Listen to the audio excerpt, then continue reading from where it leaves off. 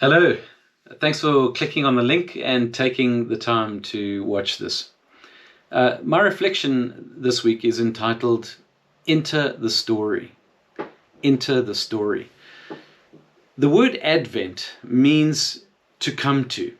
Advent is the season which we're coming into now. It's the season in which the church looks forward to God's coming to us in the person of Jesus Christ. Emmanuel, God with us. But the advent of God, the incarnation, involves so much more than just the birth of Jesus 2,000 years ago. This is a season which includes an invitation to us to come to God. Just as much as God has come to us, we're invited to come to Him. And to come to Jesus means to be united to Jesus. It means to become an active part of His living body on earth, the church. And so when it comes to Christmas, when it comes to the incarnation, we're not just celebrating a historical point of time. We're celebrating something that extends through time to every generation. Because Jesus Christ is the same yesterday, today, and forever, the writer of Hebrews tells us in chapter 13.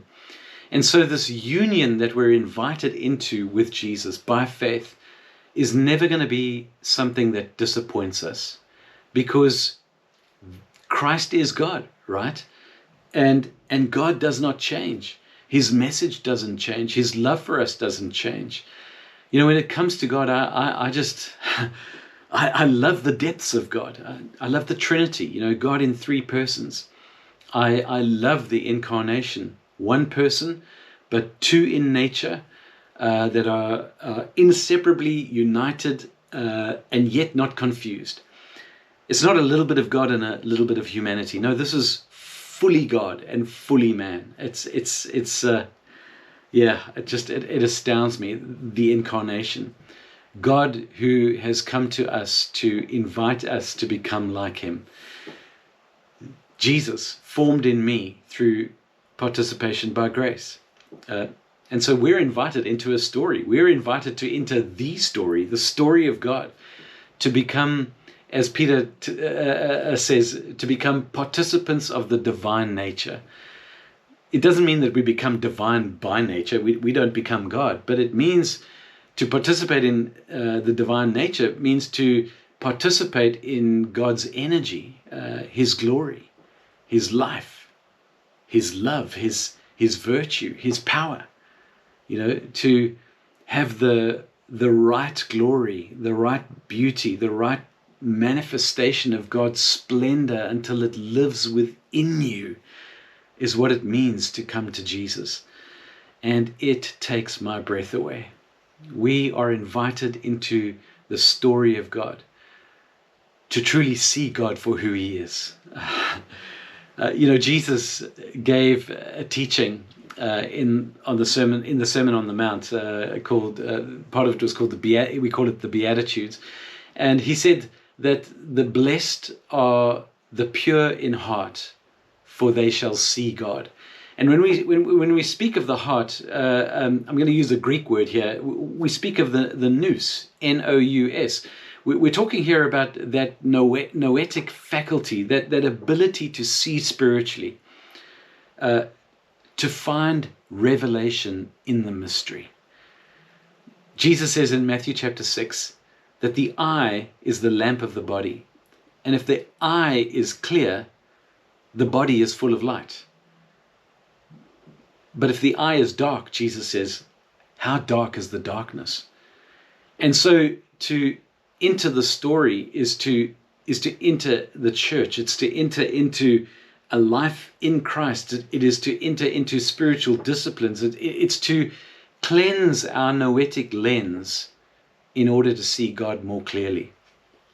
John writes in his epistle in 1 John 3 verse 2 that when we see Him, we shall be like Him. And John gives this very beautiful paradox where he says that right now we are children of God. And then he says, but it has not yet appeared what we shall be. We're children of God now, yet it's not appeared what we shall be. He says, but we know this, that when we see him, we will be like him.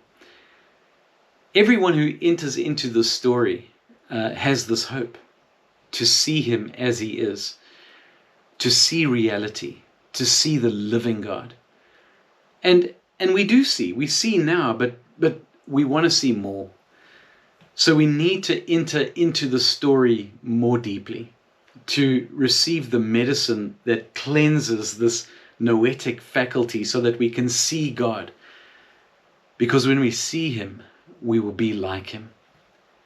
We become, by God's grace, true sons and daughters of the living God, where we have his attributes, his character, his being. So I want to encourage you this week to hunger after more, to truly enter the story, to see him not just as a baby born in a manger, but to truly see him as the incarnate one in this Advent season. And so may you, as part of his church, just like a branch is grafted into a vine for its life, may you be grafted into the one who gives true life. May you begin to enter into that mystery so that you can have more revelation of who God is and see him, truly see him. Until next week, be blessed.